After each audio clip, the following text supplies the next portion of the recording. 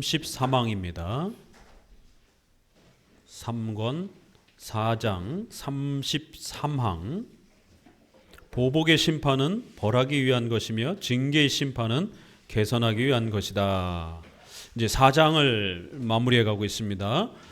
이 올바른 회개론, 또 올바른 이러한 용서론이 이 구원의 이 가르침을 이해하는 데 있어서 얼마나 소중한 것인지를 계속 설명하고, 또 잘못된 그러한 이런 율법주의적인, 또 지나친 세속주의적인 이런 회개론과 용서론은 얼마나 위험한 것인지를 거듭 계속해서 설명해 갑니다. 기독교 구원은 이렇게 눈에 보이게 손에 뭐가 이렇게 딱 주어지는 게 아니기 때문에 굉장히 조심스럽고 또 주의 깊게 설명을 해야 됩니다.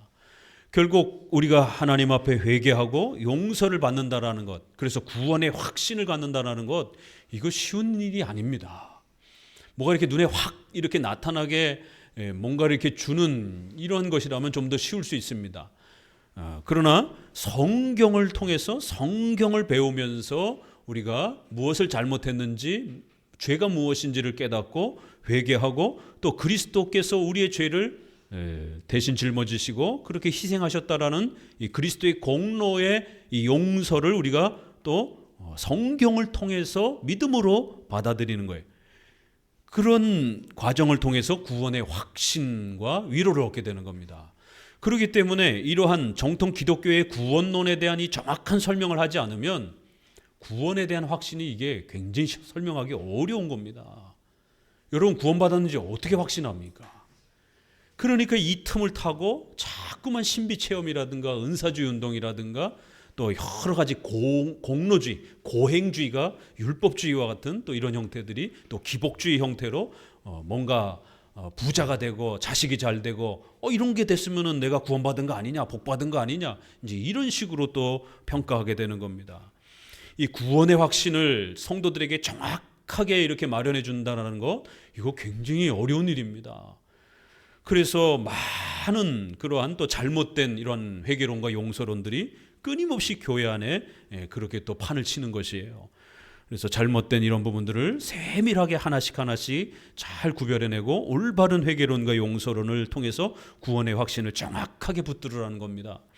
오늘 30상황은 앞에서 설명했던 것처럼 형벌, 지옥의 심판이 있고, 그러나 또 반대로 성도들에게 책망하는 성화적 심판이 있다라고 이렇게 설명을 합니다. 그래서 칭의와 관련된 그러한 형벌적 심판이 있고, 성화와 관련된 징계, 책망 정도의 교정하기 위한, 고치기 위한 그러한 꾸지람, 징계의 이러한 또 심판이 있을 수 있다라는 거예요. 이걸 구별해야지, 이걸 마치 신자들도 다시 칭의가 취소가 돼가지고 다시 지옥에 떨어지는 것처럼 이렇게 책망하면 안 된다라는 거예요. 또 성경 본문에 그렇게 비슷하게 보이는 구절들을 우리가 어떻게 읽어내야 될 것인가? 왜 이 잘못된 회개론과 용서론을 주장하는 이러한 분파들이 자꾸 생겨납니까? 성경에 약간 그렇게 보여질 듯한 그런 표현들이 있기 때문에 그래요. 그래서 그거를 잘못 해석하면서 봐라, 이게 인간의 자유의지가 이렇게 회개에 작동되지 않느냐, 또 용서의 이 부분에 있어서도 뭔가 눈에 보이는 어떤 인간의 감정으로 나타나는 이런 어떤 용서의 확신이 있다라고 말하지 않느냐, 이렇게 오해하게 되는 겁니다. 그래서 왜 성경에서 특별히 인간의 어떤 그러한 자유의지가 마치 이렇게 필요한 것처럼 표현되는 건 어떻게 읽어야 되는가? 또 인간의 어떤 외적인 감정이나 이러한 부분들을 통해서 용서의 이러한 부분들을 얻는 것처럼 표현되는 건 어떻게 읽어야 되는가? 또 성도들이 회개하지 아니하면 마치 버림받을 것처럼 표현되어 있는 이런 구절들은 우리가 어떻게 읽어가야 될 것인가? 이게 다 성경 해석에 대한 훈련인 겁니다. 자, 보복의 심판과 징계의 심판 구별해야 된다라는 거예요. 같이 읽습니다. 다음에는 둘째 차이점을 보기로 하자. 악인들은 하나님의 채찍을 맞을 때에 하나님의 심판에 따라 이미 벌을 받기 시작했다고 할 수 있다. 하나님의 진노의 이런 증거를 무시한다고 해서 벌을 받는 것은 바른 정신을 차리게 하시려는 뜻이 아니고, 큰 고통을 통해서 하나님이 심판하시며 처벌자임을 깨닫게 하려 하시는 것이다. 이렇게 불신자들은 지옥의 심판을 행한다라는 거예요. 자, 그러나 자녀들이 지팡이로 맞는 것은 죄에 대한 벌을 하나님에게서 받기 위해서가 아니고 회개에 이르도록 하기 위해서다. 성경에서도 하나님이 회초리로 때린다라는, 징계한다라는 표현이 많아요. 또 우리 성도들의 삶 속에서도 내가 신자고 세례를 받았는데도 불신자보다도 더 고통을 많이 받을 때가 있어요. 경제적인 고통, 질병의 고통, 이런 많은 어려움을 겪다 보면 성도들 스스로도 이 칭의와 성화론, 구원의 확신론이 정확하게 이신칭의 개념이 안 잡혀 있으면 고통이 가중되잖아요. 그러면 내가 구원 받았나 안 받았나 이게 막 헷갈리기 시작한다고요. 왜요? 아니 불신자보다도 더 삶이 막 더 엄청난 고통을 겪게 되면, 아니 하나님이 살아계시고 내가 신자면 어떻게 이렇게까지 내 삶이 안 풀릴 수가 있지? 이런 이제 의심을 하게 된다고요. 그렇기 때문에 이건 내가 지옥에 있기 때문에 이렇게 두들겨 맞는 거 아닌가? 이런 걱정들을 하게 되는 거예요. 그래서 이제 오늘 본문에서 성도들이 외적으로는 불신자보다 더 엄청나게 고난을 받기도 하고 불신자들보다도 더 불행하게 살아가는 것처럼 엄청난 환난과 극심한 고통들을 겪을 때가 있다라는 거예요. 그러나 성도들이 고난받는 것은 지옥에 떨어뜨리기 위한 그런 벌이 아니라 교정하기 위한, 바르게 고치기 위한, 더 성장시키기 위한 그런 회초리라는 거예요. 회개에 이르도록 하기 위함이다. 자, 크리스토스톰의 말이 있죠. 교부들의 말을 이용해서 그 밑에 줄, 과거의 죄를 벌하시려는 것이 아니고 미래의 죄를 예방하기 위하여 우리를 교정시키려는 것이다. 이 차이 이해하시겠죠?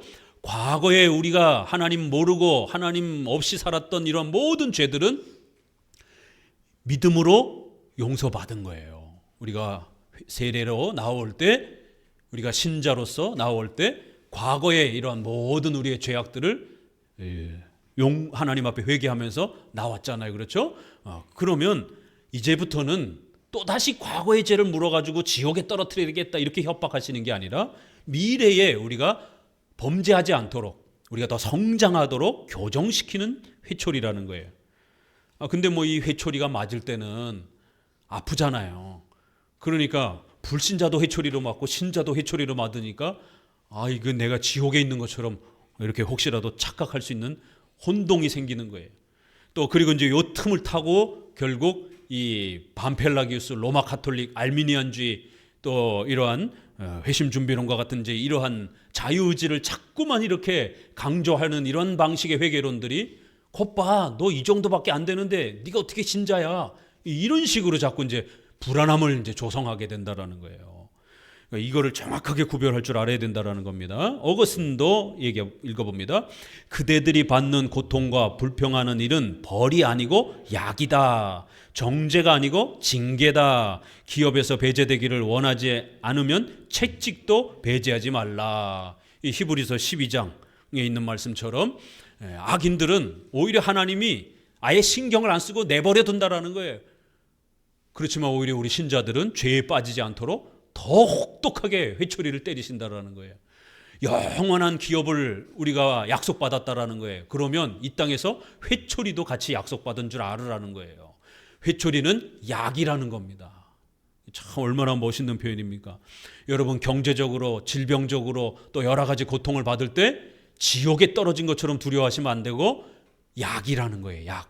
치료하기 위한 치료약인 거예요. 고름을 짜내기 위해서는 아픈 겁니다. 그러나 그걸 도려내지 않으면 상처가 낫지 않기 때문에 반드시 이런 회초리를 통해서 우리의 죄에 물들어 있는 그러한 또 습성들을 하나님이 고쳐내려고 하는 거예요. 약이라는 표현 꼭 기억하셔야 됩니다. 두 번째 단락으로 오셔서 읽어봅니다. 하나님께서 그의 백성이 패악한 마음으로 모든 처벌을 멸시하기 때문에 그들의 배반 행위를 자주 책하시며 분노가 섞인 불만을 말씀하시는 뜻도 여기 있다. 그래서 하나님이 마치 지옥에 이렇게 버리는 것 같은 그런 아주 강한 책망의 표현들이 있어요. 이럴 때 이걸 잘 읽어내야 된다는 거예요. 너희가 어찌하여 매를 더 맞으려고 더욱 패역하느냐. 발바닥에서 머리까지 성한 곳이 없이. 이사야 1장 5절에 이거 보면 마치 꼭 지옥에 다시 던진 것처럼 이렇게 아주 엄청나게 꾸짖는단 말이에요. 그러니까 이제 보세요. 이런 구절들을 반펠라기우스, 알미니안주의, 회중파라든가 회심 준비론자들은 이런 구절들을 가지고 그렇게 말하는 거예요. 보십시오. 여기 신자들한테도, 이스라엘 백성들한테도 이렇게 엄히 꾸짖지 않습니까? 신자가 아닌 것처럼 이렇게 꾸짖지 않습니까? 그러니까 우리가 너무 우리 자신을 신자라고 그렇게 너무 장담하고 살면 안 됩니다. 자기 자신을 점검하십시오. 이렇게 파고드는 거예요. 참 그 성경 구절 하나 보는 각도가 이렇게 서로 달라진다라는 겁니다.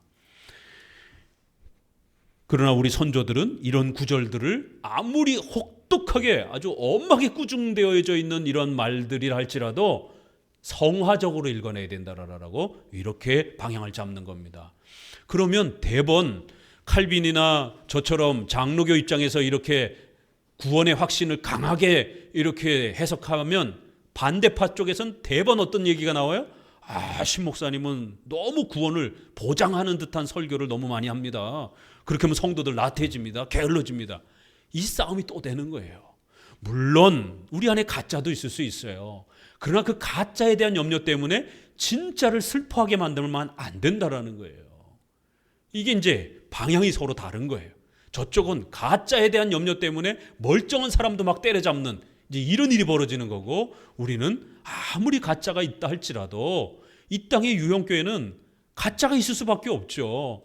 목회자가 신이 아닌 이상의 세례를 줘도 그 안에 의도적으로 작정하고 들어온 사람들은 가짜를 목회자가 찾아낼 수가 없는 겁니다. 이 땅의 유형교회는 완전하지 않은 겁니다. 그러나 최선을 다해서 우리가 신앙 훈련을 시킬 뿐인 것이에요. 그래서 대놓고 불신앙과 거부를 나타내지 않는다라면 그가 세례받은 것에 대해서 함부로 가짜라고 이렇게 목회자가 너무 공격적으로 말하면 안 된다라는 겁니다. 이게 벌써 목회자의 위치, 목회자의 태도, 목회자의 설교의 방향, 이런 게 벌써 이렇게 다 이미 신학을 통해서, 교회론을 통해서 정리가 된 겁니다. 목회자가 아무리 설교의 권한을 갖고 있다 할지라도 목회자가 자기 눈에 보기에 막 함부로 이렇게 구원 받았느니 안 받았느니 이런 식으로 막 자로 재고 멀쩡히 세례받은 신자조차도 그렇게 막 함부로 재단하면 그건 월권행위라는 겁니다. 될 수 있으면 사랑의 판단, 될 수 있으면 세례 받았다라면 세례 받기 전은 우리도 당연히 회개하라라고 책망하는 겁니다.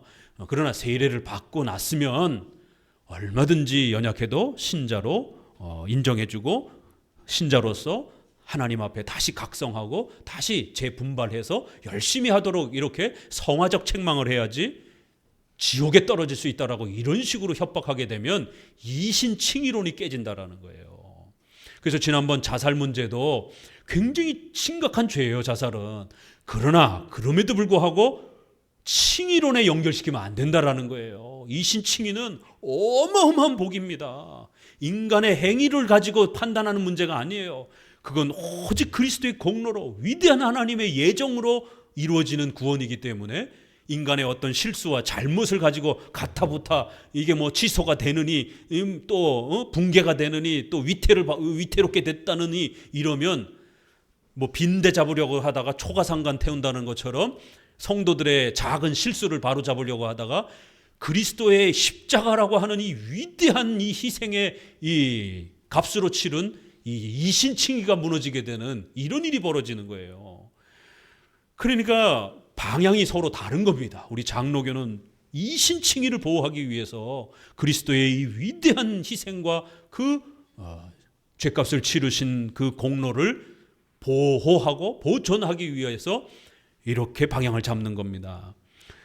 때로는 성경에 이렇게 아주 막 엄청나게 책망하는 말도 함부로 성도들에게 칭의가 취소된 것처럼 막 이렇게 책망하면 안 되는 거예요. 성화적으로 접근해라는 거예요.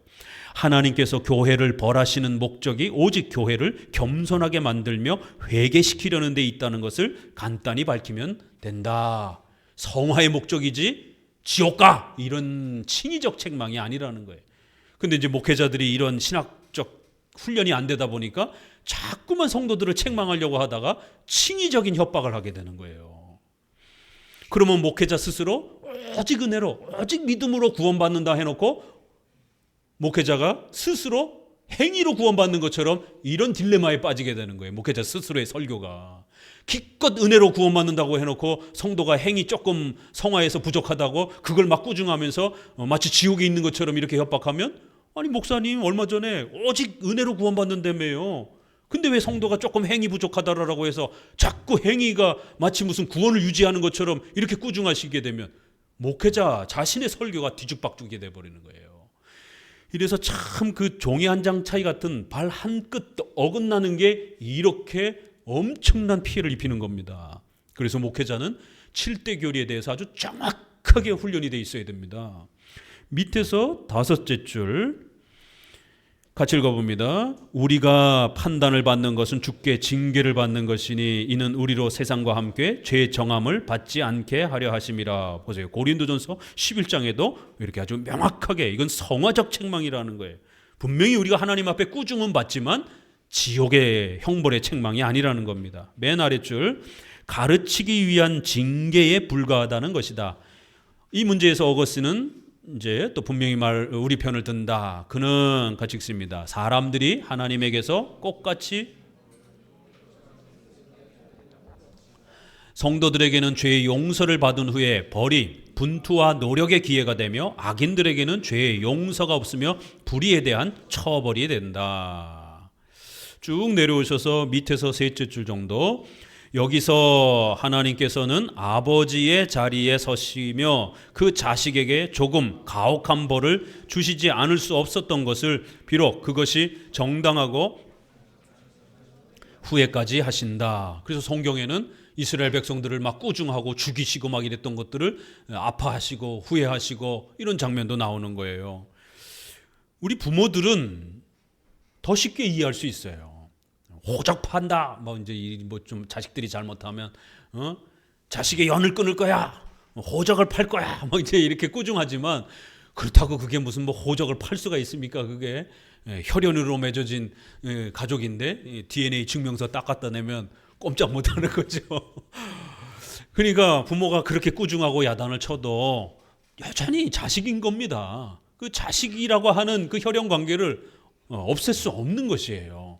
이렇게 하나님과 우리가 그리스도의 피로 한번 가족관계가 맺어지게 되면 그리스도의 피로 보증되는 거기 때문에 이렇게 비록 우리 인간의 연약함과 부족함이 있다 할지라도 흔들리거나 망가지거나 취소가 되는 게 아니라는 것이에요.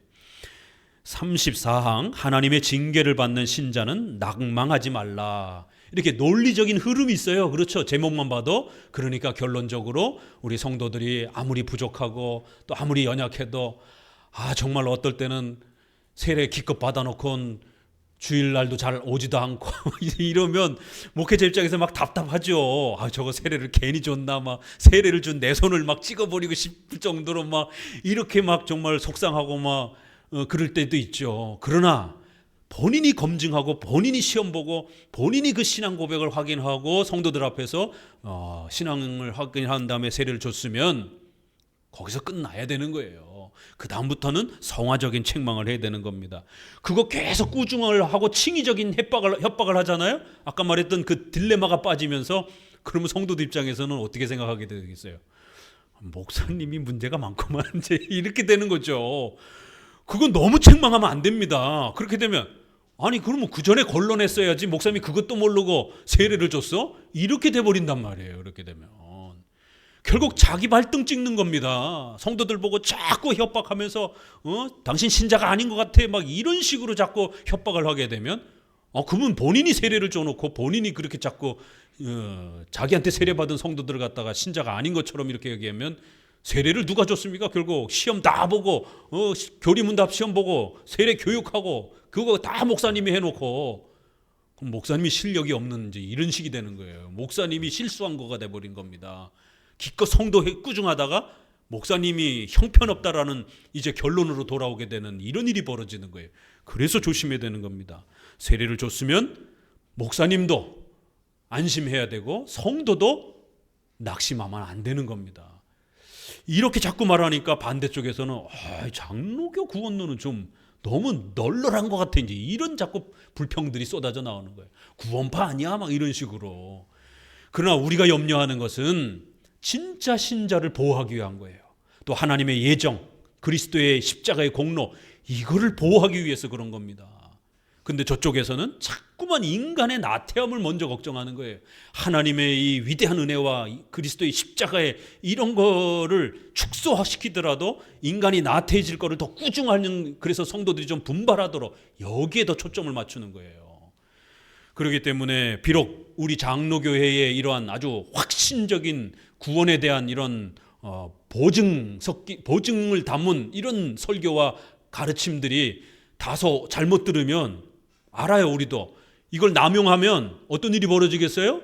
가짜들이 핑계 삼을 수 있는 좋은 빌미도 될 수 있어요. 그러나 구대기 무서워서 장 못 담그는 거 아닙니다.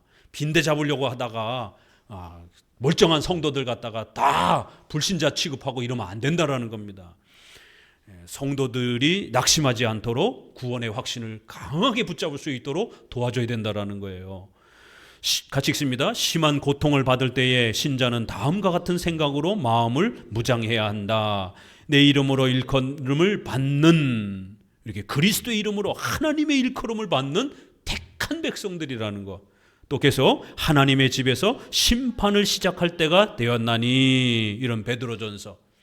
교회 안에서도 이렇게 엄청난 회초리를 하나님이 때리시기도 한다라는 거예요. 그러니까 절대로 회초리 몇 대 맞았다라고 인생에 있어서 경제적인 또 질병적인 이런 고난을 좀 몇 번 당했다고 해서 마치 자기가 지옥에 있는 것처럼 이렇게 심한 고통을 받을 때에 낙심하거나 좌절하면 안 된다라는 겁니다. 넘기셔서 166페이지 첫째 줄. 그러나 하나님의 채찍을 받아 결국 유익을 얻는 사람은 하나님께서 자기의 죄에 대해 노하시지만 자기 자신에 대해서는 자비하시며 인자하시다고 생각하는 사람이다. 쭉 내려오셔서 시편 90편 그 중간쯤에 있죠. 이와 반대로 다윗은, 거기부터 같이 읽습니다. 다윗은 신자가 하나님의 아버지로서의 징계에 의해서 압박보다 도움을 받는다는 것을 가르치려고 징계에 대한 노래를 부른다. 여호와여, 주의 징벌을 당하며 주의 법으로 교훈하심을 받는 자가 복이 있나니 이런 사람에게는 환난의 날에 벗어나게 하사 악인을 위하여 구덩이를 팔 때까지 평안을 주시리다. 시편에 우리 시편 이런 표현들 굉장히 많이 봤죠. 하나님이여 언제까지, 어느 때까지, 이런 표현들 굉장히 많이 읽었어요. 그렇지만 그렇게 탄식한다고 해갖고 다윗이 지옥에서 떨어져가지고 그렇게 부르는 게 아니에요. 그 앞뒤 구절을 보게 되면 그럼에도 불구하고 나의 하나님 이렇게 기도하잖아요. 그러면 지옥에 떨어진 사람이 어떻게 나의 하나님 이렇게 부르느냐 말이에요. 신자로서 여전히 나의 하나님 이렇게 부르는 거예요. 다만 자기가 범죄한 것 때문에 너무너무 회초리를 지금 세게 맞아서 마치 하나님이 나를 버린 것처럼 하나님 내게 돌아오소서, 나를 버리지 마옵소서, 언제까지 나를 이렇게 방치해둘 겁니까? 이런 표현이 쏟아지는 겁니다. 그런데 이제 이런 표현들을 알미니안주의자들이라든가 반펠라 교수는 봐라, 지옥에 떨어진 것이다, 이렇게 보는 겁니다. 지옥에 떨어지지 않고서야 어떻게 이렇게 버림받았다라는 표현을 할 수가 있느냐. 다윗이 밧셋바를 범하고 나서 시편 51편에 참회 시를 쓸 때도 보세요. 성령이 내게서 떠나가셨다 이렇게 말하잖아요.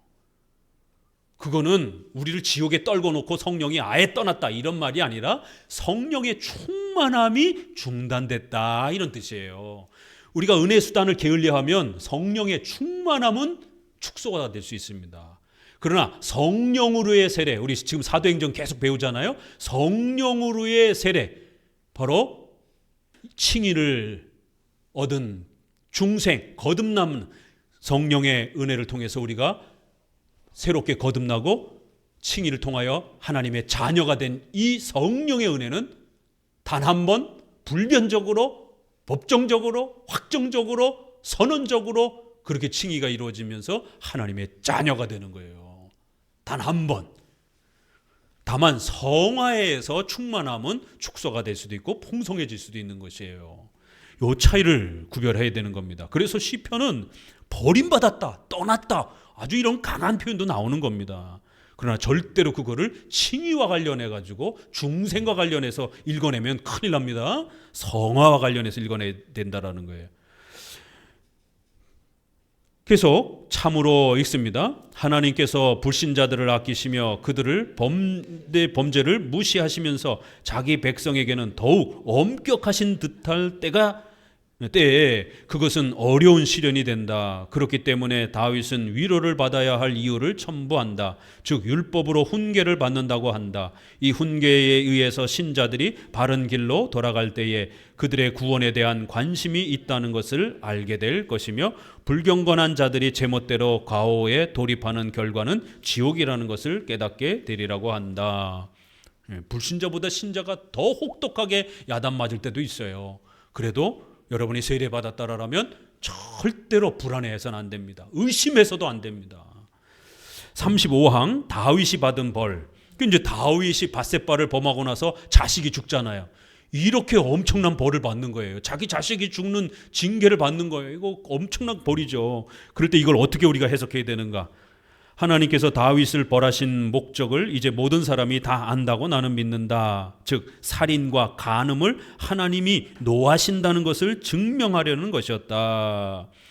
밑에서 둘째 줄, 다윗이 감히 다시는 이런 범죄를 하지 못하도록 가르치고자 하셨다. 그러나 그것은 다윗이 하나님에게 어떤 배상을 하도록 하기 위한 벌이 아니었다.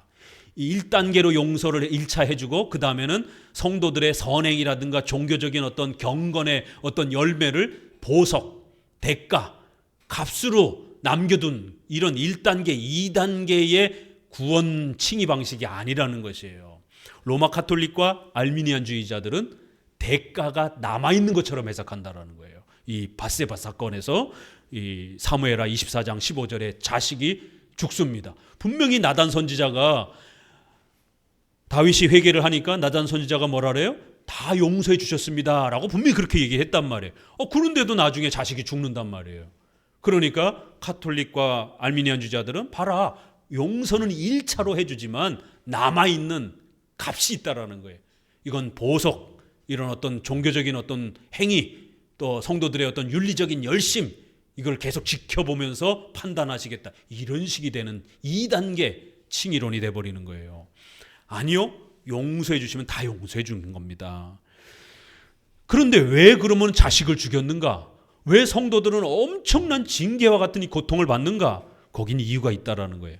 첫째 줄 167페이지 읽습니다. 주께서 한 교정책으로서 무서운 전염병을 그의 백성에게 보내신 것도 요거 이제 사무엘하 24장입니다. 이 전염병이 돌아서 왕이 잘못해갖고 전염병이 돌았어요. 그래서 백성들이 많이 죽었습니다. 이렇게 보아야 된다. 이것도 이제 어떻게 해석했냐면 같이 읽습니다. 이것은 다윗이 하나님의 뜻을 어기고 인구 조사를 했기 때문이었다. 하나님께서는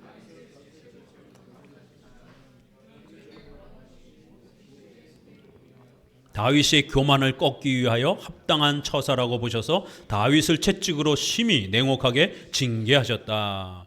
분명히 용서해 주셨지만 앞으로 미래에 다윗이 더 혹시라도 범죄하지 않도록 다윗을 훈련시키는 차원에서 그렇게 엄중한 징계를 하신 거라는 거예요.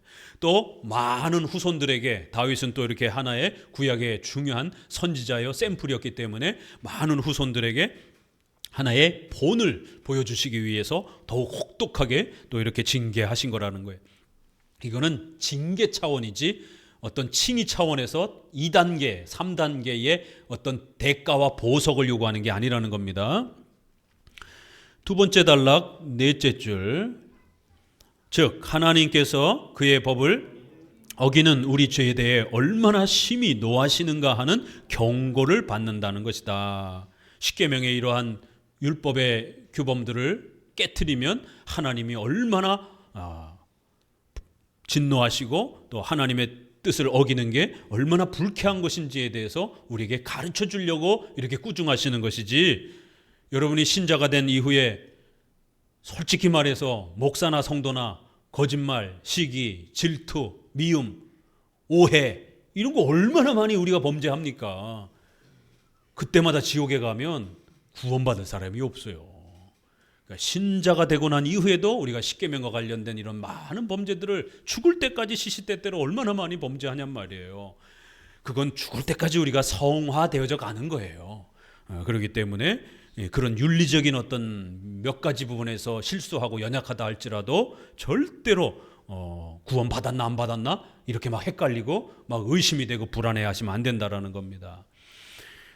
그래서 크리스토스 그 밑에 72번 되어 있죠. 그 뒷구절부터 찾으셨어요? 72번이라고 되어 있는 중간쯤에 읽습니다. 그러므로 하나님께서는 각 사람의 성질에 따라 적당하다고 생각하시는 대로 어떤 사람은 더 엄하게 다루시고 어떤 사람은 더 친절하게 관대하게 다루신다. 따라서 얻어맞고도 죄를 그치지 않는 백성에 대해서는 그 굳고 완고한 마음을 책망하셔서 자기가 내리는 벌은 가혹하지 않다는 것을 알리려 하신다.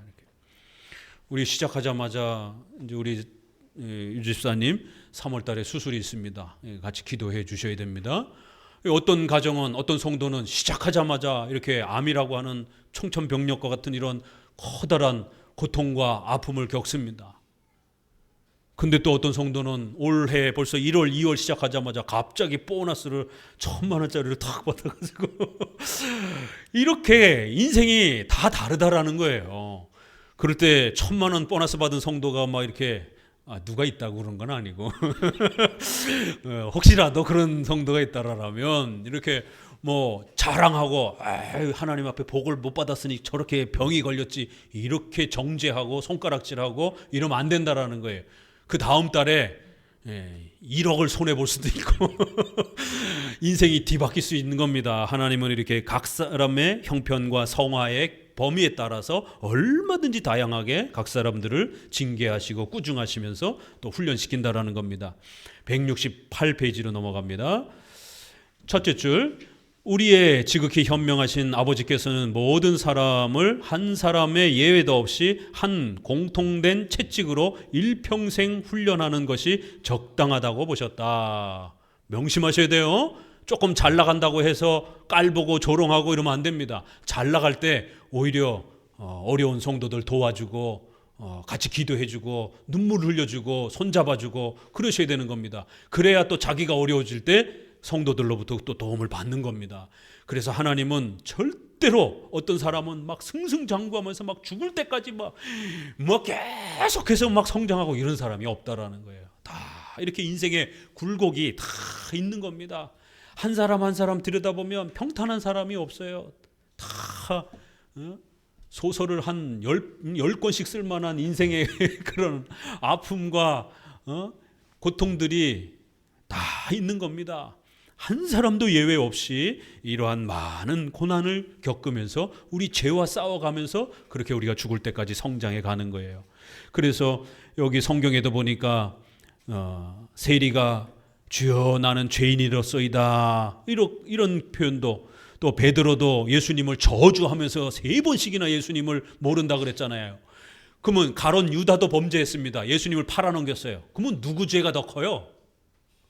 도끼인 개끼니죠. 그게 예수님을 팔아먹은 가론 유다나 예수님을 3번씩이나 저주하면서 모른다고 부정하면서 등 돌린 베드로나. 그렇지만 베드로는 용서를 받은 것이에요. 베드로가 용서받고 난 다음에 대가를 지불해 뭐 이런 거 없어요. 그냥 용서해 주시는 겁니다. 중풍병자에게도 안심하라 내 죄사함을 받았다. 이렇게 다 성경은 벌이 남아있다 이렇게 말하지 않았다라는 거예요. 다 용서해 주신다라고 이렇게 말하는 겁니다. 회개만 하면 용서해 주셨지 그 1차 용서가 있고 2차 또 대가를 지불해야 되는 이런 게 있다는 게 아니라는 거예요. 이거는 신자가 되기 위한 무슨 예비 과정에서도 그렇고 또 신자들한테도 또 이렇게 1차는 용서, 2차는 또 뭔가 성도들이 강력하게 금식하고 강력하게 울어야 되고 또 강력하게 더 많이 교회 생활을 해야 되고 이런 것들을 완벽하게 어느 정도 회복하지 않기 전까지는 절대로 성찬에 참여 안 시키고 용서가 안 된 것처럼 이렇게 취급하면 안 된다라는 겁니다. 신자가 되기 위한 회개 과정도 여러 준비 단계로 너무 높이 세우면 안 되고 신자가 된 사람들의 회개와 용서도 너무 까탈스럽게 너무 까다롭게 그렇게 성도들에게 높은 기준을 제시하면 안 된다라는 거예요. 참 하나님께서 왜 이렇게 하셨을까? 그러니까 장로교는 왜 이렇게 말할까? 그럼 고민해 보셔요. 저도 인간 같아서는, 인간적인 마음으로는 지옥가 그렇게 살다가 교회 똑바로 다녀 이렇게 말하고 싶을 때가 막 목에 굴뚝에 여기까지 막 올라와요. 목구멍에 올라와요 막. 그래도 목회자는 칭의와 성화, 세례받기 전과 세례받은 후 구별해줘야 되는 겁니다. 하나님이 구약의 이스라엘 백성들 대할 때 보세요. 막 우리 같았으면 속이 터집니다. 모세가 얼마나 열받았으면 그냥 시내산에서 내려왔는데 금송아지 만들어 놓고 예배 드리고 있잖아요. 열받아갖고 그냥 그 십계명을 확 집어 던져버려서 깨버리잖아요. 저것들 그냥 다리 몽둥이를 다 부러뜨려 버려야 되겠다고 그냥. 그 결국에는 하나님이 다시 또 모세를 불러 올려가지고 야 참아라. 그리고 십계명을 다시 써주잖아요. 그리고는 용서해 주시는 거예요. 강야 40년 보세요. 조금만 형편이 좀 어려워지면 목이 마르다라고 또 애굽으로 돌아간다라고 난리치고, 만나를 줬더니만 이제는 좀 고기 달라라라고, 고기 먹고 싶다라고, 그리 또 불평하고 애굽으로 가겠다라고 난리치고, 애굽에는 고기도 있었고 물도 있었는데 이게 뭐야 도대체, 광야로 끌고 나와가지고 생고생시키고. 그러니 또 모세가 또 열받아가지고는 그냥 지팡이로 그냥 명하라라고 했는데 그냥 바위로 그냥 확 쳐버렸잖아요. 모세조차도 못 참는 거예요. 백성들이 너무 하니까. 근데도 또 하나님이 용서해 주는 거예요.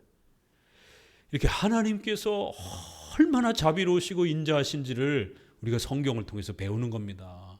근데 목사가 너무 열받아가지고 그렇게 막 모세처럼 이러면 안 되는 거죠. 하나님도 이렇게 많이 용서해 주고 기다려 주시는데, 목회자가 자기 성도들을 목회하면서 성도들이 조금 못 자라온다고, 성도들이 경건생활 조금 못한다라고 그냥 막 열받아가지고 그냥 막 지옥 갈 수 있다라고 막 이렇게 협박하고 그러면은, 그럼 하나님 입장에서 목사를 볼 때는 야 너는 어떻고 너도 12번도 더 지옥 갈 만해? 그럴 것 같으면 내 백성이니까 냅둬, 내가 용서해 주니까 너가 그렇게 함부로 막 지옥을 가니 많이 이러면 안 되는 거야. 이게 이제 목사의 위치인 겁니다. 그래서 부모들은 꼭 명심하셔야 돼요. 부모들도 신앙교육을 자녀들 시키다 보면 내 자식이다 보니까 정말 속 터질 때가 많아요. 그래도 우리 장로교, 이런 구원론, 또 유아세례론, 이게 잘 구축이 되면 자식들을 함부로 그렇게 막 극단적으로 몰고 가지 않게 됩니다. 왜요? 하나님도 우리를 이렇게 많이 용서하면서 키워가시는데 부모는 왜 자기 자식을 그렇게 완벽하게 키우려고 그러냔 말이에요. 하나님도 우리를 키울 때 우리가 완벽하지 못해서 몇 번이고 우리도 실수한 것들을 이렇게 용서해 주는데, 정작 부모들은 자기 자식 가르칠 때 막 그냥 막 쫀단 말이에요. 너무 숨이 턱턱 막히게. 그러니까 이제 아이들이 거기에서 못 견디고 이제 반항을 하게 되고 막 충돌을 일으키게 되는 겁니다. 그러니까 그런 부분에서 하나님이 구약의 이스라엘 백성들을 보면서 얼마나 많이 참으셨는지를, 얼마나 많이 용서를 거듭거듭 해주시는지를 잘 보면 자기 자식을 어떻게 키워가야 될지, 하나님도 나를 이렇게 용서해 주시는데 나도 내 자식을 키워가면서 얼마나 많이 참고 인내하면서 또 자식들이 커가는 것을 기다려줘야 되는지, 마찬가지로 목회자도 성도들을 목회할 때 그런 동일한 원리가 작동이 되는 겁니다. 계속 보면은 이제 결론 그 단락 밑에서 넷째 줄 정도 되네요. 마태복음 9장 2절 뒤에 읽습니다. 성경에 기록된 사면은 모두 값없이 된 것으로 묘사되어 있다. 법칙은 특별한 양심을 가진 한 가지 예에서 취할 것이 아니라 빈번히 나타나는 이런 예에서 찾아야 한다. 성경에는 아주 우리가 해석하기가 어려운 특수구절들이 있어요. 그걸 가지고 하나의 교리의 규범으로 이렇게 정하면 안 되고, 성경에서 늘 항상 많이 언급되어지는 그러한 말씀들을 기준으로 해서 핵심 교리로 삼고, 나머지 어려운 구절들은 이렇게 남겨둬야 되는 겁니다. 이렇게도 볼 수도 있고 저렇게도 볼 수 있으니까. 그런데 이제 그런 어떤 특수한 아리까리한 그런 표현 하나를 갖고는 마치 지옥에 다시 떨어질 수 있는 것처럼, 이런 식으로 마치 그 근거 구절이 그런 것처럼 이렇게 악용하고 남용하면 안 되는 겁니다. 성경 구절도 잘 사용해야 되는 거예요. 딱 한 번 언급된 표현을 가지고 옥에 있는 영들에게, 이거 베드로 선지자 굉장히 어려운 표현입니다. 근데 그걸 가지고 옥이라 했으니까 연옥이다, 이렇게 이제 가톨릭은 주장을 하는 거예요. 연옥이 있다라고. 그런데 성경 어디에 또 제3의 종말의 장소가 있다라고 말하지 않는단 말이에요. 만약 제3의 장소가 있었으면 계속 많이 언급을 했겠죠. 그러니까 이렇게 구원과 관련된 것도 더 많이 소개되어진 용서의 확신을 주는 이러한 말씀들을 가지고 우리가 교리로 삼아야지, 약간 헷갈리는 그런 어떤 말씀 한 구절 가지고 마치 성도가 지옥에 다시 떨어진 것처럼 이렇게 기준을 세우면 안 된다라는 겁니다. 이건 성경 해석의 아주 유명한 법칙입니다. 36항 벌에 대한 배상으로서의 선행, 이 벌, 형벌, 칭의와 관련해서 다시 지옥에 떨어질 것처럼 어떤 대가를 요구하고 받는 이런 선행이 있는 것처럼 이렇게 표현하는 성경 구절들이 약간 있어요. 보기에 그렇게 보이는 겁니다. 자, 어떻게 해석할 건가 보자라는 거예요. 다니엘이 느부갓네살 왕에게 관하여 공의를 행함으로써 죄를 속하고 빈민을 국률이 여김으로써 죄악을 속하도록 설득했을 때, 다니엘서 4장 27절. 다니엘이 왕에게 뭐라고 회개를 촉구해요? 통치를 잘하고 가난한 자들을 돌보고 판결을 할 때 부자들에게 돈 때문에 공의를 굽게 하지 말고 똑바로 바르게 통치하십시오. 그럼 하나님이 용서해 줄지 어떻게 알겠습니까? 이런 표현을 쓴단 말이에요. 그럼 이게 똑바로 살면 용서받는 겁니까? 선행을 통해서 우리가 구원받는 겁니까? 왜 다니엘은 이렇게 말했을까? 이 앞뒤 문맥이 없이 어떨 때는 축약이 돼서, 압축이 돼서 표현될 때가 있어요.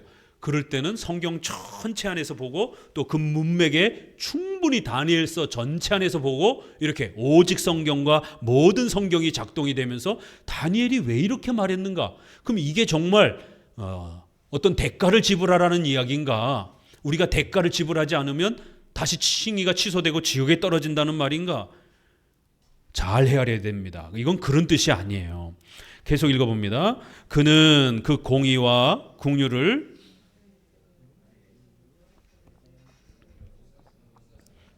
배상, 보속, 대가라고 생각한 게 아니라는 거예요. 계속 읽습니다. 그리스도의 피 이외에 다른 몸값이 있다는 생각을 일체버리라. 다니엘이 속하라고 한 것은 하나님에게 관한 말이 아니고 사람에 관한 말이다. 하나님이 칭의, 우리를 용서해 주는 조건을 제시한 그런 말이 아니라는 거예요.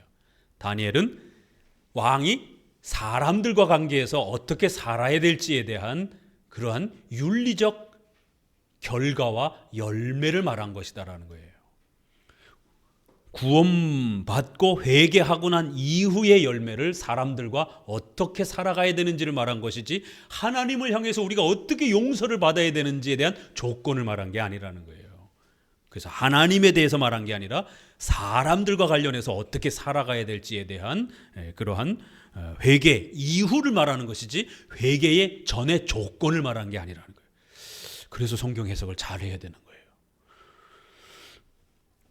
그의 뜻을 바꿔 말하면, 오 왕이여, 당신은 지금까지 부정을 하였으며 포악을 행하였으며 낮은 사람들을 압박했으며 이렇게 아주 포악스러운 왕으로 살았다라는 거예요. 그러나 이제는 당신이 회개하고 난 이후에는 당신의 불법 징수와 포악과 압박을 제거하고 그 대신에 긍휼과 공의를 행하십시오 라는 회개 후에 똑바로 사십시오, 이러한 권면의 내용이라는 거예요. 맨 아래줄 봅시다. 마찬가지로 솔로몬은 사랑은 모든 허물을 가리우니라. 이런 표현들도 마치 우리의 윤리와 선행이 마치 어떤 용서의 조건인 것처럼 이렇게 표현이 되어 있어요. 잠언서 10장 12절에 같이 읽습니다. 169페이지. 이것은 하나님 앞에서가 아니라 사람들 사이에서 그렇다는 뜻이다. 이 대조법을 이렇게 표현한 거라는 거예요. 그래서 위에서 넷째 줄을 보게 되면 결국 이거는 악한 일들과 사랑에서 생기는 그 결과들을 대조하는 말이라는 거예요. 회개 후에 우리가 나타나는 열매들에 대해서 말하는 거라는 거예요. 회개 전의 조건을 말하는 게 아니라는 겁니다. 열매, 칭의의 열매가 성화잖아요. 그렇죠? 그런 칭의의 열매로서 성화를 말하는 것이지 칭의의 조건으로서 성화를 말하는 게 아니라는 겁니다. 우리 7대 교리를 딱 정립하고 있으면 요거 약간 칼빈이 축약해서 말을 하는 말이기 때문에 이거 굉장히 헷갈릴 수가 있어요. 그렇죠? 그렇지만 7대 교리를 칭의와 성화의 그 관계, 칭의가 성화를 이끌고 하는 것, 둘은 불가분리의 관계, 칭의의 열매로서 성화, 요 기본 개념이 딱 잡혀 있으면 칼빈이 이게 어떤 의도로 이 말을 문맥을 쓰고 있는지가 여러분들도 충분히 읽을 수가 있어요. 근데 이제 칼빈의 글을 7대 교리가 정립이 안 된 상태에서 읽으면 이게 도대체 하나님께 대해서라는 말과 사람들 사이에서라는 말이 도대체 이게 무슨 말인가, 이게 설명이 안 되고 있으니까 헷갈릴 수 있지만 결과들, 바로 열매들, 회개의 열매들을 말하는 거라는 거예요. 자, 솔로몬 두 번째 단락 같이 읽습니다. 솔로몬이 인자와 진리로 인하여 죄악이 속하게 되고, 여기도 잠언 16장 6절, 이것도 하나님 앞에서 죄값을 치르라든지 또는 하나님께서 이런 보석으로 화해하시고 내리시려고 하던 벌을 용서하신다는 이런 칭의의 조건, 회개의 조건이 아니라는 거예요. 그는 도리어 우리가 잘 아는 성경의 정신으로 하나님께서는 과거의 죄악을 버리고 경건하고 진실한 마음으로 하나님께로 돌아오는 사람에 대해서 자비를 베푸시리라고 가르친다. 너희가 회개하고 난 이후에 어떤 그러한 열매와 어떤 삶을 살아야 되는지, 어떤 복을 누리게 될 것인지에 대해서 말해주는 열매와 결과에 대한 표현이라는 거예요. 그 뒤에 이것은 마치 우리의 죄가 그칠 때에 주의 진노도 진정되며 심판도 그친다고 말하는 것과 같다. 그리고 솔로몬은 용서의 원인을 묘사하는 것이 아니고 진정한 회심의 수단, 결과를 말하는 것이다라는 거예요. 원인을, 조건을 얘기하는 게 아니라 결과를 이야기하는 거예요. 근데 이걸 거꾸로 얘기를 하게 되면 신인 협력주의와 공로주의가 돼버리는 겁니다. 그래서 성경 해석을 잘 해야 된다라는 거예요.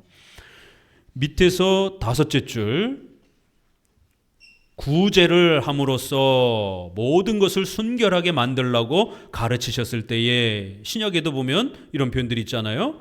속죄를 하라고 역설하시는 것이 아님은 확실하다. 오히려 주께서는 이런 어떤 종류의 순결을 하나님께서 옳게 보시는가를 가르치고자 하신다. 이 속죄의 조건, 원인으로 제시하는 게 아니라 너희들이 회개하고 난 다음에 어떻게 살아야 하나님의 은혜를 더욱 풍성히 받는지 그 결과와 열매를 이렇게 말하는 방식이라는 거예요.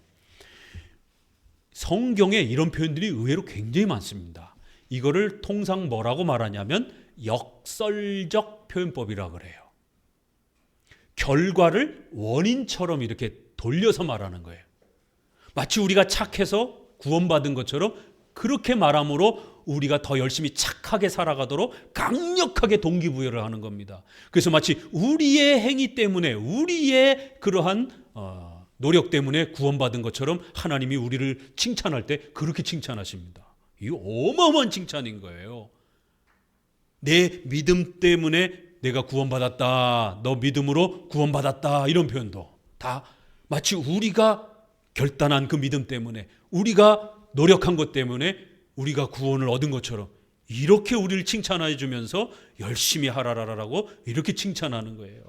이게 자식을 칭찬하는 방식하고 똑같은 거예요. 자식이 요만큼 했지만 부모가 마치 이만큼 한 것처럼 그렇게 칭찬해 주는 겁니다. 그러므로 인해서 동기부여를 더 해주시는 이런 하나님의 배려와 칭찬을 이해 못하고 나 때문에 내가 노력해서 구원받은 것처럼 말하네? 그러면 구원은 내가 얻은 거야. 하나님, 내가 이만큼 했으니까 내놓으세요. 결국 이런 조건을 잡고 하나님 앞에 협박하게 된다는 거예요. 이걸 잘못 깨달게 되면 마치 자기 어깨에 힘 들어가고 마치 자기가 하나님을 찾아준 것처럼, 내가 하나님이 이만큼 찾아줬으니까 하나님도 나한테 뭘 줘야 될 것 아닙니까? 이런 식으로 기고만장해진다는 거예요. 인본주의 신앙, 알미니안주의 신앙이 이렇게 조건과 원인식으로 이해를 하게 된다는 거예요. 그래서 도르트 신조에서 끊임없이 그 싸움을 하는 거예요. 원인이냐 수단이냐. 우리는 믿음을 원인이 아니고 수단이라, 믿음으로 말미암아. 근데 저쪽은 믿음 때문에, 인간의 결단하는 그런 믿음의 노력 때문에 구원이 주어진 것처럼 이렇게 싸웠던 겁니다. 참 하나님이 그냥 OX로 그냥 간단하게 이렇게 우리 인간을 그냥 다뤘으면 훨씬 좀 쉬웠을 텐데 하나님은 우리를 너무 많이 용서해 주시고 또 우리를 격려하실 때 마치 우리가 다 한 것처럼 이렇게 막 어마어마하게 칭찬을 하니까 이 어리석은 인간들이 자꾸 착각을 하는 거예요.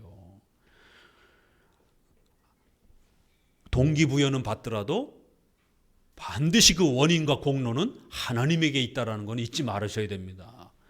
자, 37항 죄인이었던 여인. 그래서 누가복음에 있는 귀절과 관련해서 7장 36절에도 여기도 또 마찬가지예요. 쭉 내려오시면 누가복음 7장 41절 47절 표시되어 있는 중간 부분 있죠. 그 성경 구절에 저의 많은 죄가 사하여 줬도다. 이는 저의 사랑함이 많음이라. 그 뒤부터 읽어봐요. 이 말씀은 그 여인의 사랑이 사죄의 원인이 아니고 증거라고 하는 뜻임을 알 수 있다. 여인이 그리스도를 열심히 아주 많이 사랑했기 때문에 용서를 받은 것이다. 이렇게 표현되어 있어요. 좀 전에 말씀드린 것처럼 우리가 많이 그리스도를 사랑해서 우리가 많이 노력해서 마치 우리의 노력 때문에 우리가 하나님의 은혜를 받은 것처럼 성경에는 이렇게 칭찬해 주는 표현이 많단 말이에요. 그러나 이거는 사죄의 원인, 용서의 원인으로 생각하면 큰일 난다라는 거예요. 이건 증거, 결과를 거꾸로 돌려서 이렇게 결과를 원인처럼 표현해 주는 칭찬의 방식이라는 겁니다. 역설적 방식인 거예요. 결과예요, 결과. 그런데 하나님이 우리를 칭찬할 때는 그 결과를 원인처럼 우리에게 주셔서 너희 때문에 너희가 잘해서 마치 하나님이 복을 주는 것처럼 그렇게 우리를 칭찬하신다라는 거예요. 이 말씀을 500데나리온 탕감받은 사람과 비교한 것이다. 이러면서 그 사람이 탕감받은 것은 많이 사랑했기 때문이라고 말씀하시지 않고 보세요. 너가 열심히 노력했기 때문에 라고 말하지 않고 용서를 받았기 때문에 많이 사랑한 것이다 라고 말씀하고 계신다라는 거예요. 결론이 이거라는 겁니다. 너가 그리스도로부터 하나님으로부터 많은 은혜와 사랑과 용서를 받았기 때문에 이렇게 많이 사랑한다라는 말이 이렇게 감춰져 있는 거예요. 그리고는 끝에 말만 하는 거죠. 많이 사랑했기에 용서받은 것처럼 이렇게 성경이 표현되고 있어서 우리가 조금 헷갈릴 수 있다라는 거예요. 그러나 항상 하나님의 은혜와 용서를 우리가 많이 받았기 때문에 그 결과로서 우리의 선행과 우리의 삶이 그렇게 바뀌어져 가고 열매를 맺는 것이라는 것을 잊지 마셔야 됩니다. 둘째 줄, 셋째 줄 아래 죄의 용서를 받고 그 고마움을 표시하는 저 여인의 사랑을 보고서 너는 당연히 그의 죄가 용서되었다는 것을 믿어야 한다는 것이다. 그런데 이것은 귀납법인 증명, 즉 결과적인 증거에 의해서 어떤 일을 증명하는 방법이다. 이해하시겠죠? 역설적인 방법, 결과를 원인처럼 이렇게 칭찬해 주는 방법이라는 거예요. 그래서 내 믿음이 너를 구원하였으니, 이런 누가복음의 7장의 이런 구절들도 다 역설적인 칭찬의 방식이지 절대로 우리의 노력, 우리의 어떤 결단, 인간의 어떤 선행을 마치 칭의와 회개의 용서의 어떤 원인처럼 이렇게 해석하고 적용하면 큰일 납니다. 맨 누가복음 7장 50절에 옆에 그러므로 우리는 믿음으로 용서를 받는다. 그리고 사랑으로 주의 인자하심을 감사하며 증거한다. 오직 은혜로, 오직 그리스도의 공로로, 오직 믿음으로 우리는 용서를 받는 거예요. 그리고 최선을 다해서 십계명을 실천하면서 윤리와 도덕에서 우리는 하나님께 감사를 드리기 위해서 우리가 신자, 하나님의 자녀임을 끊임없이 그렇게 열매로 나타내면서 살아가는 것이. 그러나 그 열매가 부족한 사람도 있고 많이 열매를 맺는 사람도 있는 겁니다. 그래서 조금 부족하다고 해서 마치 신자가 아닌 것처럼 이렇게 협박하거나 그러면 안 되는 겁니다. 이거 주기도문에서도 나타나죠. 마태복음 6장에 보게 되면 주기도문에 우리가 우리에게 죄 지은 자를 용서해 준 것 같이 우리의 죄를 용서해 주옵소서. 아니 왜 우리를 그냥 용서하신다라면 되는데 희한하게 표현을 한 거예요.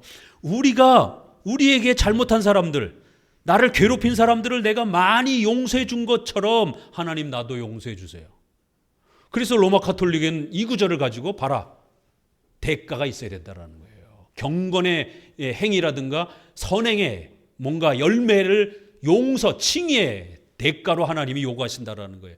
우리가 남을 많이 용서해 주는 이런 선행의 열매가 많아져야 나도 하나님 앞에 용서를 받는다. 이렇게 읽어버린 겁니다. 그러나 그거는 결과를 원인처럼 칭찬해 주는 거예요. 우리가 용서받고 나니까 내가 나에게 잘못한 사람들을 내가 용서할 수 없었는데 예전에는 예수님 믿기 전에는 억울해가지고 보복하려고 했었는데 예수님 믿고 나니까 내가 용서받은 게 너무 감격스러워서 나한테 잘못한 사람들도 내가 많이 용서를 해주는 거예요. 그래서 우리가 용서를 많이 해줄수록 구원의 성화의 열매가 이렇게 많이 나타나는 것을 보게 된다는 거예요. 그러면 더 용기를 갖고 우리 애가 하나님 앞에 용서받았음을 구원의 확신을 더욱 갖고 살으라는 것이에요. 이런 구원의 확신과 열매에 대한 증거로서 말씀한 거지 회개의 칭의 조건으로 주기도문을 말한 게 아니라는 겁니다. 성화를 촉구하는 말씀으로 그 말씀을 준 거지 칭의의 조건으로 주신 게 아니라는 거예요. 주기도문도 38항 로마 교회 교리는 교부들의 권위를 근거로 삼을 수 없다. 교부들이 때로는 171페이지 보게 되면 교부 시대는 아직 신학이 체계적으로 정리가 안 돼서 이렇게 약간 실수하면서 말한 것들도 있어요. 근데 이제 그런 실수를 가지고 악용하기도 하고 로마 가톨릭 신학자들이 아무리 실수를 했어도 또 교부들은 그래도 기본은 믿음으로 구원받는다는 건 지켰다라는 거예요.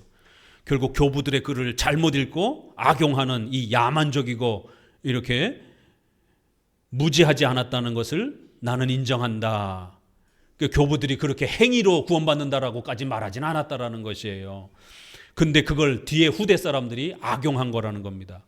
자, 그럼 그리스도인도 보면은 자비를 간청하는 데서 조사가 그친다. 이런 표현 쭉 내려오셔서 어거스틴의 글을 보게 되면 회개를 통한 보석은 죄의 원인을 끊어버리며 그 원인들의 시사를 허용하지 않는다. 이렇게 우리가 하나님 앞에 회개하면 그런 모든 죄의 원인들을 전부 다 없애주신다라는 것이에요. 어거스틴의 말들에도 약간 헷갈리는 말이 있어요. 그러나 아주 분명히 어거스틴은 오직 은혜로 구원받는다는 말을 한다라는 거예요. 어거스틴이 약간 헷갈리는 말은 그 중간쯤에 오시면 어거스틴이 어디선가 이런 말을 하는 거예요. 자선사업은 죄를 용서받는 방법이라고 한 것은 맞는 말이라는 거예요. 그런 글이 있다라는 거예요. 그러나 우리가 착해서 구원받는 걸로 어거스틴이 그렇게 말한 걸로 착각하면 안 된다라는 거예요. 이거는 어거스틴이 성화를 촉구하기 위해서 한 말이라는 겁니다.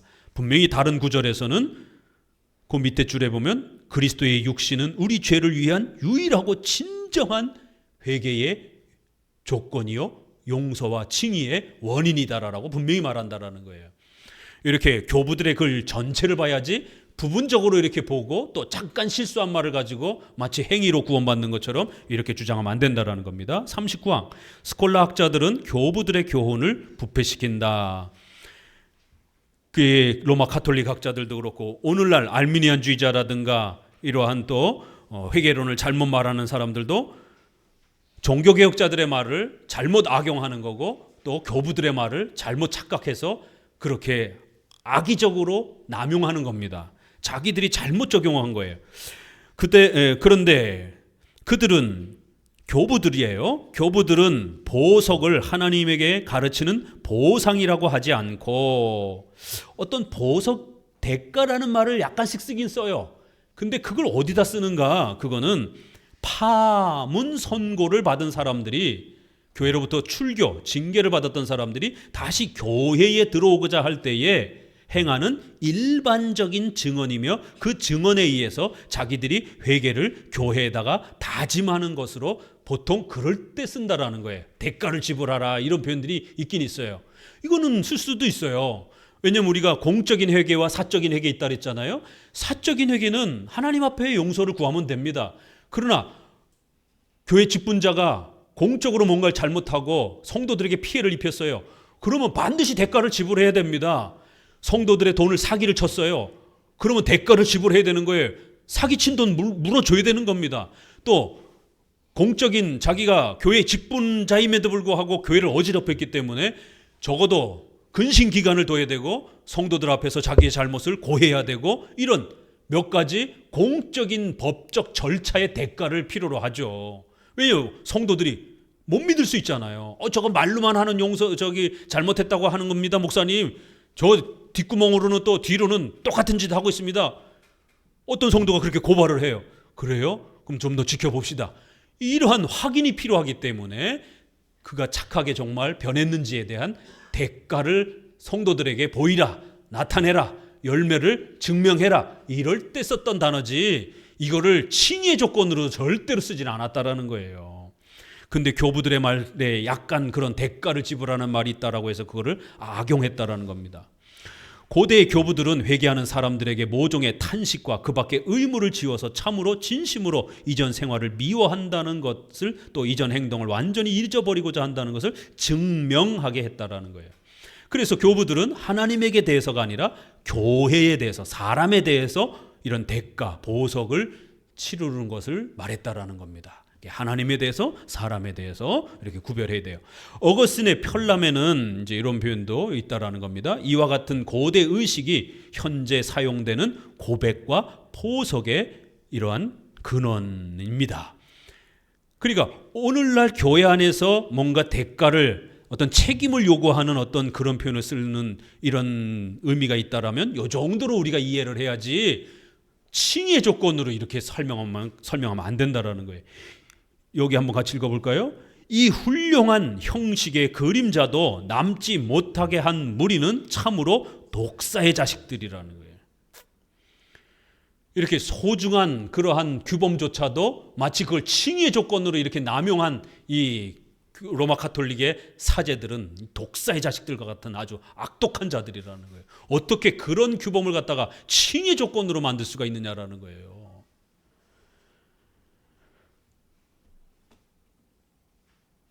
여기에 이제 종교 지도자들을 책망을 하는 겁니다. 82번 뒤 롬바르도 그렇고 저술가 대부분의 저술들은 수도승들의 무의미한 광적인 발언을 모은 것이고, 이런 발언들은 암브로시우스, 제롬, 어거스틴, 크리스토팀과 같은 이런 이름으로 악용돼 가지고 그렇게 가르쳐졌다라는 거예요. 오늘날 우리 한국 교회도 얼마나 많이 이렇게 청교도를 이용해서, 종교개혁자들을 이용해서, 신조를 이용해서 이렇게 회개를, 이런 조건을 제시할 때에 이렇게 인간의 자유의지를 자꾸만 이렇게 강조하는 방식으로 그렇게 회개를, 용서를 조건식으로 제시하는 이런 설교들이 얼마나 많습니까? 성도들은 헷갈리는 거죠. 종교개혁자들 인용하니까. 그래서 우리가 더더욱 신중하게 과거에 우리 선조들의 글을 인용하고 사용할 때도 정확하게 사용해야지, 이렇게 자기 입맛에 맞게 막 어거지로 끄집어다가 막 억지로 막 꿰어 맞추고 이러면 안 된다라는 것입니다. 자, 4장 끝마쳤습니다. 오늘 다시 한번 마지막 마무리하면서 로마 카톨릭의 회개론, 무엇이 잘못됐는지를 명확하게 잘 구별하시고, 이제 5장에 가서는 그 잘못된 회개론의 하이라이트가 되는 연옥, 면죄부, 유명한 그 면죄부에 대한 이제 이런 이야기들이 나올 겁니다. 기도합니다.